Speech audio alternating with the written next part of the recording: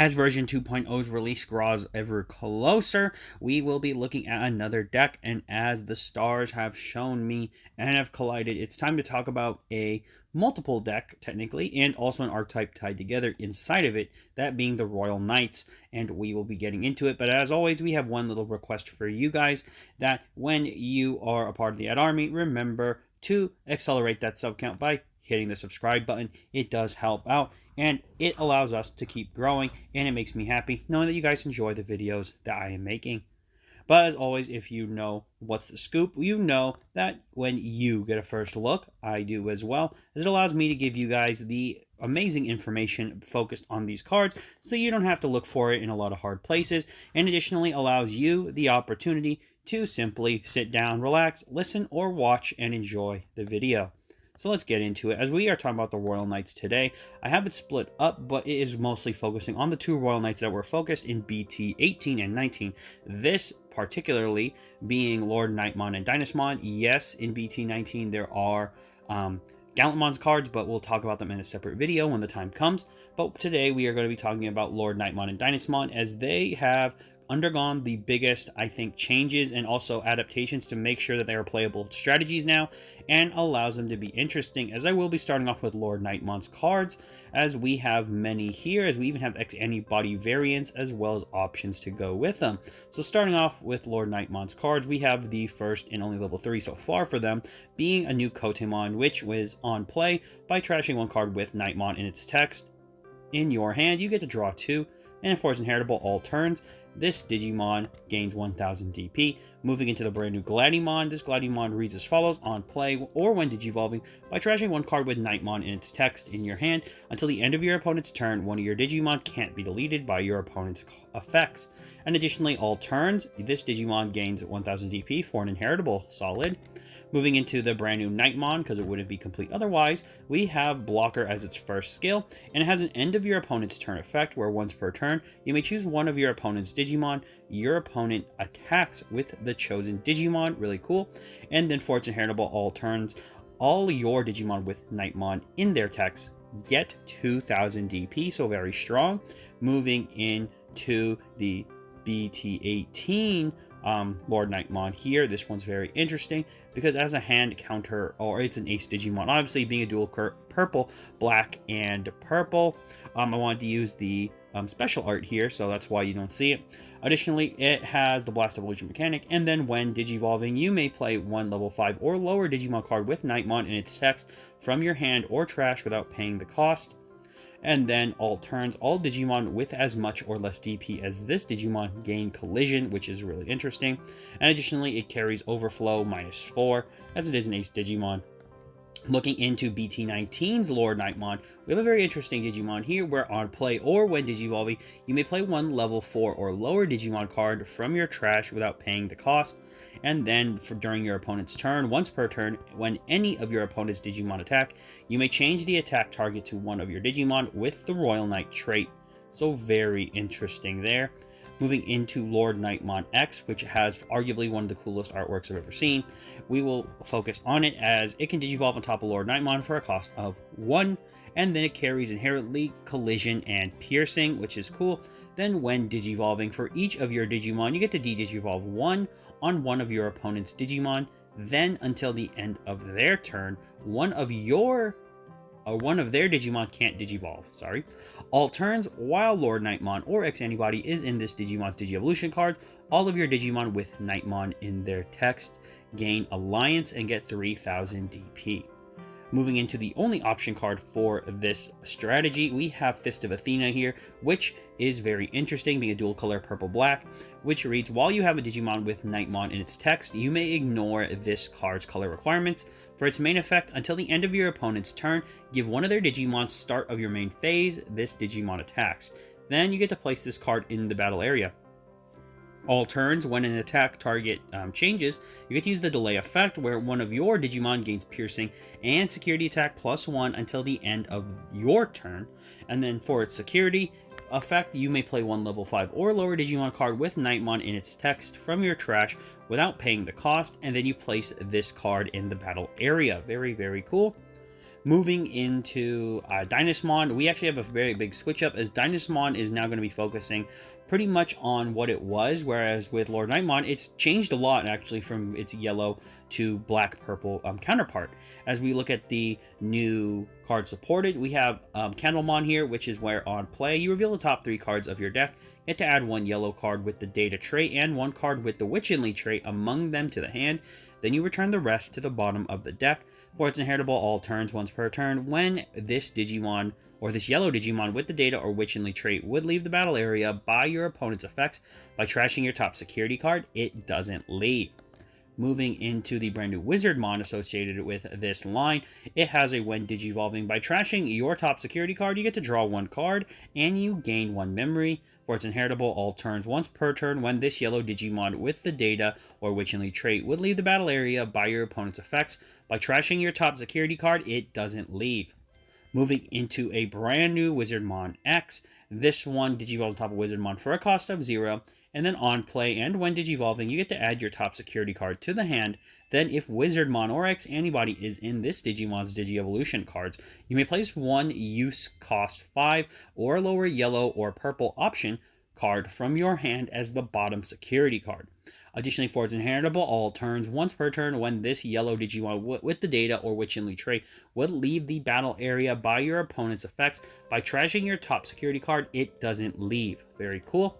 Moving into the brand new Mistymon here, it carries Barrier, and on play, when digivolving, by trashing your top security card, you get to change 1 Digimon's original DP to 6,000 DP until the end of your opponent's turn. Really cool. And then additionally, all turns for its inheritable once per turn, when your security stack is removed from, this Digimon may unsuspend. So really neat. Looking at the brand new BT18, this is Dynasmon Ace, which is a dual color red-yellow. It is obviously an ace, so it has Blast Evolution, and then on play, or well, its inherent skill is Raid. Then on play, or when digivolving, when attacking by trashing your top security card, one of your opponent's Digimon gets minus 6,000 DP until the end of their turn. Then all turns, while you have 3 or fewer security cards, this Digimon gains Blocker and gets 4,000 DP. It also carries the Ace Overflow, so minus 4 here.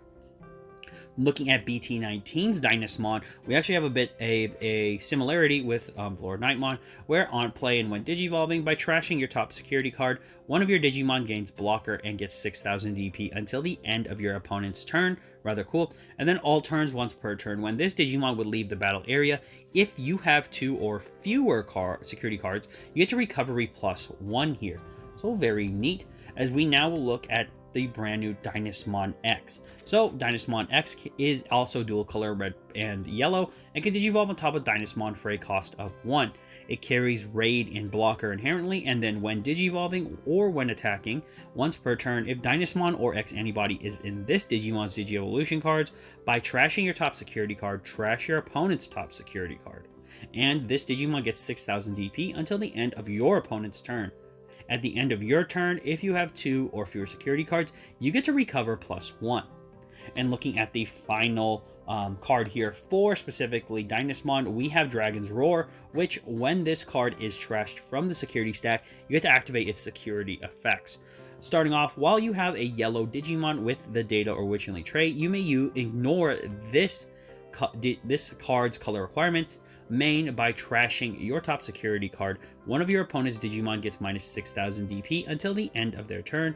Then if you have 2 or fewer security cards, you get to place this card as your bottom security card. Additionally, for security effect, delete one of your opponent's Digimon with 6,000 DP or less. Then if you have 0 security cards, you get to recovery +1 here. So very powerful. And that is it for those 2 lines or these decks. So let's talk about what we can do, or what these decks are supposed to do.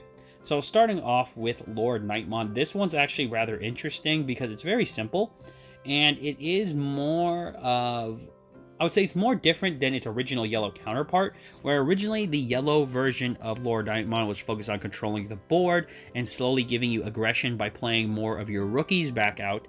The purple version, or black version here, focuses on a similar mechanic, but focuses more on controlling your opponent through the use of the blocker and collision mechanic by forcing your opponents to attack, and you block them, and This is why they carry all of the all turns effects. This Digimon gets 1000 DP. It's a really unique way to do it, because basically what it means is your opponent's going to be forced to run into these Digimon, and they get buffed up by their inheritables, so effectively your opponent swings into it, and then your Digimon then blocks them. So effectively the cool thing is, with something like Knightmon can be with both Kotemon and Gladiemon in its evolution sources. It can be a 9k blocker, so it can force your opponent to swing into it, and then it will just delete them. So that's really cool. Also, LordKnightmon Ace cannot be underestimated. This card's insane. I think the best part about it is that it will have inherent synergy with the upcoming and the already existing LordKnightmon strategy, because all the cards list Knightmon. They don't list anything like specifically, you know, Knightmon, so Knightmon in their names do count. So it's going to be really interesting to see how they mesh together well, as this is a good top end as for both sides of the strategy. I think what makes this Digimon really cool is that by giving all the Digimon with as much or less DP as this Digimon gaining collision, it just gives you a little bit more of a chance to force your opponent to lose a lot more resources, and I think that's something that's definitely warranted. The BT19 LordKnightmon, really quickly, is very good. It's basically just a way to get more resources back, but also its effect, I think, and the way it's designed is to mesh well with Royal Knights.